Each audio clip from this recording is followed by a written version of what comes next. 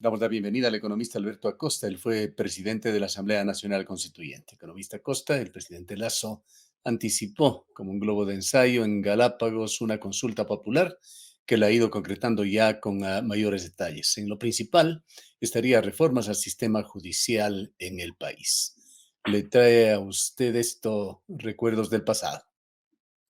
Tratar de cambiar la institucionalidad, sobre todo en el ámbito jurídico, es una cuestión que nos remite necesariamente a la consulta popular de mayo del 2011, cuando el entonces presidente de la República, Rafael Correa, invitó al pueblo ecuatoriano para que le autorice a meter la mano en la justicia.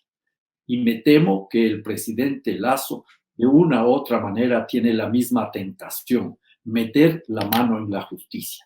Y eso es preocupante. No es porque no se deba cambiar la institucionalidad en ese ámbito. Hay que cambiar, hay que mejorar, pero siempre está la tentación de los distintos gobernantes de controlar la justicia.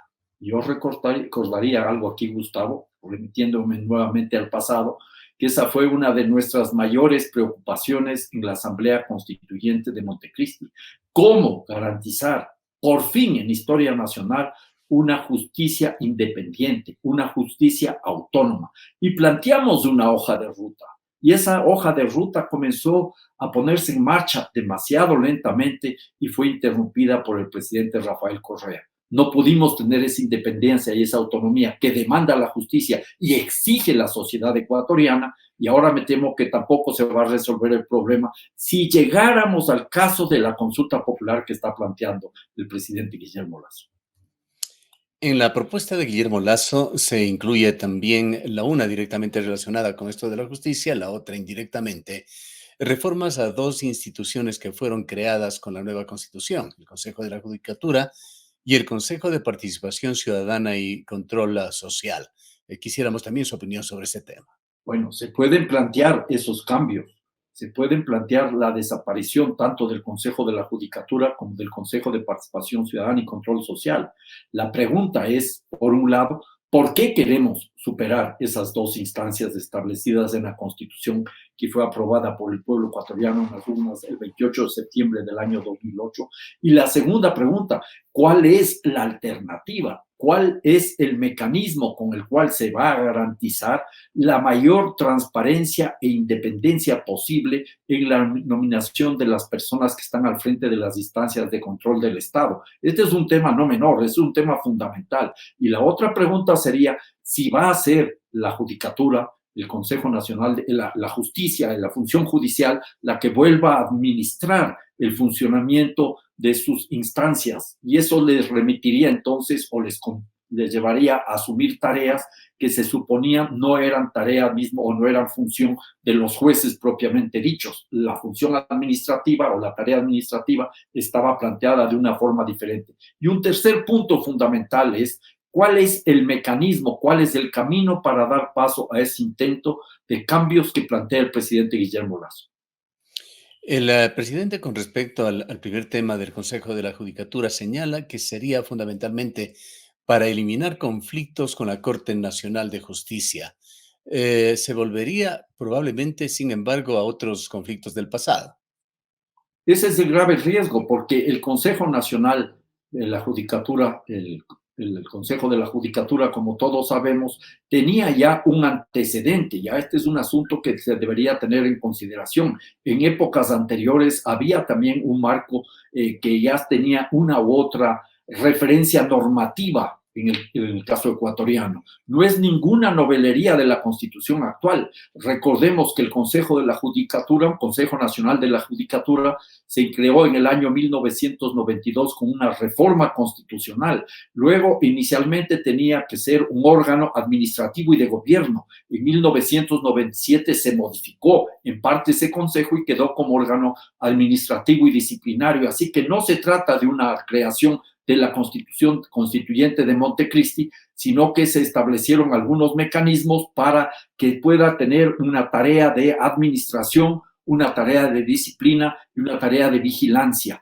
¿Para qué? para que los jueces solo se dediquen, jueces y juezas solo se dediquen a dictar justicia, a hacer la práctica de la justicia, que es lo que tanto necesitamos. Ahora, la tarea aquí no es simplemente decir, voy a desaparecer el Consejo de la Judicatura. ¿Cuál es el camino que va a plantear el presidente de la República? Si es una enmienda, artículo 442, le puede funcionar la consulta popular cumpliendo determinados requisitos, pero si es una reforma parcial de la Constitución, artículo 442, perdón, el primero es el artículo 441, el segundo sería el artículo 442, en ese caso el procedimiento es completamente diferente. La iniciativa de reforma constitucional planteada por el presidente de la República tiene que ser tramitada en la Asamblea Nacional en al menos 2 debates. El segundo debate debe realizarse al menos 90 días después del primer debate y solo entonces se convoca a un referéndum para que se introduzcan los cambios solicitados. Entonces, ahí tendrá en primer lugar que el presidente de la República obtener una respuesta de la Corte Constitucional.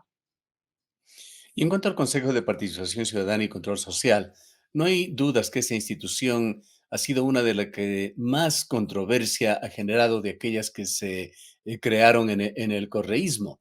¿Qué balance saca usted? ¿En qué medida ha cumplido con las expectativas del Consejo de Participación Ciudadana Hay que ser y Control categóricos, Social? hay que ser categóricos, lo he dicho varias veces. Las expectativas que teníamos con el Consejo de Participación Ciudadana no se cumplieron. Tratamos de fortalecer los mecanismos de la participación ciudadana, que es un elemento fundamental de la Constitución de Montecristi. Tratamos de garantizar una mayor transparencia y una mayor intervención de la ciudadanía en la designación de los miembros que dirigen o los directivos de las distintas instancias de control, y eso lamentablemente no funcionó porque el presidente Rafael Correa metió la mano en todas las instancias del gobierno, empezando por el Consejo de Participación Ciudadana y Control Social, y desvirtuó las expectativas que teníamos en este órgano, en esta nueva función del Estado. Alguna vez en Montecristi con mis asesores discutía yo sobre los riesgos, las amenazas que nosotros ya habíamos avisorado sobre el Consejo de Participación Ciudadana. Yo les decía que una de las grandes amenazas es que se vaya a dar paso a una enorme influencia de las organizaciones no gubernamentales, las fundaciones, que de una u otra manera terminen controlando ese consejo. No tenía en esa época mayor prevención de que sea el propio gobierno el que termine metiendo mano. El hecho real y cierto es que hay que plantearnos si conviene o no conviene la desaparición total del Consejo de Participación Ciudadana o introducir algunos cambios en su funcionamiento. Pero eso nos remite a la misma pregunta anterior, Gustavo. ¿Cuál es el mecanismo? A mi modo de ver, esa no es una simple enmienda constitucional, esa es una reforma parcial de la Constitución. Si fuera enmienda constitucional, artículo 441 y avanzamos en una consulta popular. Si es una reforma parcial de la Constitución, artículo 442, tiene que intervenir primero la Asamblea y luego tiene que haber un referéndum. La respuesta a esa alternativa, a esa disyuntiva, la tiene la Corte Constitucional. Hay analistas constitucionalistas que piensan que la institucionalidad en el país no puede estar peor, que está en soletas. Así lo describen. Pero ¿qué alternativas habría? Recordemos también aquellos tiempos del Congreso Nacional, en donde se negociaba cualquier posición para cooptar también las funciones del Estado.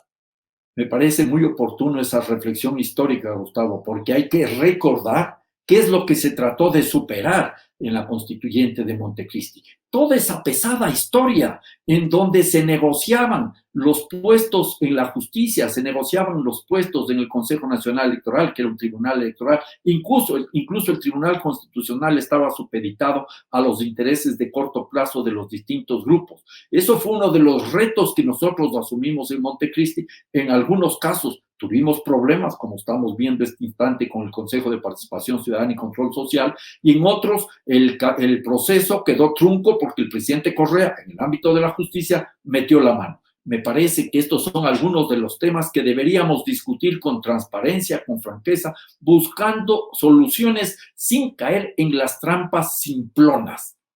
característica que la voy a repetir, trampas simplonas, como creer que la bicameralidad resuelve los problemas. Por favor, no caigamos en ese tipo de soluciones simples que no resuelven los problemas. En todo caso, en lo que respecta a la justicia, ¿ve usted que esta alternativa que se concretaría en el 2023 pondría nuevamente en riesgo la independencia del sistema judicial en Ecuador? Bueno, ese es el riesgo que tenemos, Gustavo. Creemos que vamos a resolver los problemas simplemente con un cambio constitucional o un cambio legal. A mí me preocupa que como sociedad no tengamos la capacidad para impulsar un proceso que garantice la verdadera, efectiva independencia y autonomía de la justicia. El tema aquí no es simplemente, como dice el presidente Lasso, que hay que buscar mecanismos para garantizar el ingreso de capitales extranjeros. Hay que garantizar esos ingresos de capitales extranjeros en lo que sea necesario, pero el gran objetivo aquí es asegurar que exista seguridad jurídica integral, no solo para los empresarios, no solo para los inversionistas extranjeros, sino para la sociedad en su conjunto, para la ciudadanía, para las comunidades, para el gobierno central, para los gobiernos autónomos descentralizados, para trabajadores y trabajadoras y, por supuesto, para la naturaleza. Son algunos de los elementos que se deberían discutir si realmente queremos impulsar una verdadera transformación en la justicia, que no se va a conseguir de la noche a la mañana. Este es un proceso que va a demandar algún tiempo y que exige coherencia y mucha constancia para poder llevar adelante esta tarea. ¿Y qué decir en cuanto a esta otra gran reforma, la reforma laboral, que también sería planteada? Bueno, ahí habría que hablar, preguntarle al señor presidente qué es lo que va a proponer. Si él plantea lo que ya le fracasó en la Asamblea Nacional, cuando propuso la ley creando oportunidades que tenía tres patas, una reforma en términos de inversiones empresariales que no la ha vuelto a plantear, el tema de los cambios tributarios, esta ley que entró en vigencia con la complicidad del correísmo, con la complicidad de UNE, y el tema de la reforma laboral. Si plantea en los mismos términos, pues entendería que la propia Corte Constitucional le va a echar abajo esa propuesta, porque carece de una constitucionalidad clara. En la Constitución se establece dos puntos que a mi modo de ver son fundamentales. Uno, no puede haber retroactividad de derechos. Los derechos adquiridos no se los puede perder. Y segundo, hay igualdad de derechos. No puede haber entonces dos códigos laborales. Uno para quienes tienen ya una relación estable entre trabajador y empleador, y otro para los que van a ser contratados. Esto nos genera entonces un grave ruido constitucional. Y no nos olvidemos, Gustavo, que más allá de las discusiones que podríamos seguir dando sobre si es constitucional o no, cuál es el mecanismo más adecuado, el presidente de la República debe tener en consideración que una consulta popular muchas veces no abre la puerta a resolver los temas que está planteando, sino que es una oportunidad para darle un espaldarazo o un golpe duro al gobierno. Puede ser la oportunidad para decirle no a la gestión del presidente Lasso. Claro, será dentro de un año. Podríamos ver Así es, desde y en un año, dos ¿qué es lo que va a perspectivas. pasar? Una es que Exactamente. hay tiempo para hacer una campaña y para trabajar, cabildear por esta consulta, pero también la gran pregunta es si tendrá el músculo político el gobierno para llegar con fortaleza a los planteamientos que haga. Exactamente, yo creo que hay que verle siempre a una consulta popular más allá de estas cuestiones que hemos discutido de manera muy rápida, pero creo que abren la puerta al gran debate. Hay que tener en cuenta que esto es un asunto político. Cualquier reforma, cualquier planteamiento de eso es político y eso está muy bien. De eso se trata la política. La política se trata de abrir los espacios para que la sociedad pueda discutir, debatir, aprobar o rechazar lo que plantean distintos grupos del poder. ¿Cómo está influyendo dentro de todo esto las circunstancias particulares que vive el país con la pandemia que nos tiene a todos un poco aislados, sin llegar a una verdadera normalidad y de hecho con una oposición atenuada? Bueno, ese es otro de los elementos que habría que considerar. Digamos, ese es el telón de fondo.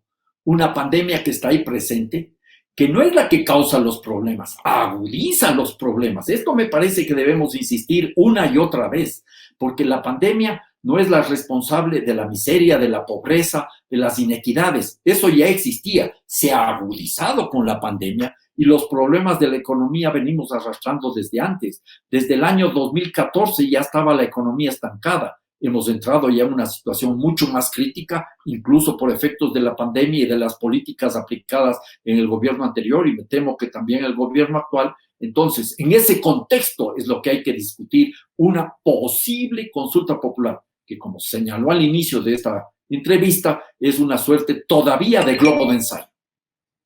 Finalmente, economista Acosta, sabemos que usted sigue muy de cerca esa deriva que dejó la consulta popular de Cuenca. Aquí en Cuenca, como en otros municipios del país, se está discutiendo PUCS y PDOT. Se aspira a que este tema de las zonas de recarga hídrica, de su delimitación, quede sentado ya como una regulación dentro de la ciudad de Cuenca. Pero ¿cómo mira usted el futuro de este tema? Sumando a esto las decisiones que ha tomado la Corte Constitucional con respecto a la minería, los bosques protectores, los páramos en Ecuador. Bueno, hay varios elementos que habría que rescatar. Yo anoto como algo positivo el hecho de que el Consejo Municipal de Cuenca haya aprobado un ordenamiento territorial para de una u otra manera delimitar las zonas de recarga hídrica. Eso me parece importante. Ahora, esa decisión del Consejo Municipal tiene que ser respaldada definitivamente por la ciudadanía, porque la ciudadanía de Cuenca no puede tolerar que se burle su voluntad. Se cumplió el mandato que establece en la Constitución, artículo 104 de la consulta popular, y no puede ser que a la vuelta de la esquina el gobierno y las empresas mineras hagan caso omiso de la voluntad del pueblo de Cuenca. Eso creo que tiene que ser claro, y lo mismo vale para el caso de Girón. En ese contexto, adicionalmente, tenemos una resolución de la Corte Constitucional, una sentencia de fines del año pasado en relación al bosque protector Los Cedros, que tiene jurisprudencia y está afectando a más de 500 bosques protectores, pero yo iría un paso más allá. Los derechos de la naturaleza no son solo para las áreas reservadas. Los derechos de la naturaleza tienen que ser una realidad para la integralidad de la biosfera ecuatoriana y a nivel mundial. En ese contexto hay que seguir trabajando y hay que seguir luchando. Hay elementos que son interesantes y creo que lo fundamental es asegurar el éxito de los procesos de resistencia que van configurando estas salidas dentro del marco de la Constitución. En la práctica, con su experiencia política, ¿hasta dónde cree que podrán progresar estas políticas claramente pro-extractivistas del gobierno? Van a poder progresar en la medida que se vaya rompiendo la resistencia de las comunidades, que cada vez es más vigorosa, cada vez más inteligente y que cada vez hace propias las distintas cuestiones establecidas en la Constitución de Montecristi. En la medida que la sociedad se empodere, aproveche de la Constitución los elementos fundamentales, seguiremos teniendo la capacidad de soñar en un país diferente. Bien, gracias, economista Gracias, Acosta, por Gustavo. habernos atendido. El Muy buenas economista tardes. Alberto Acosta fue presidente de la Asamblea Nacional Constituyente.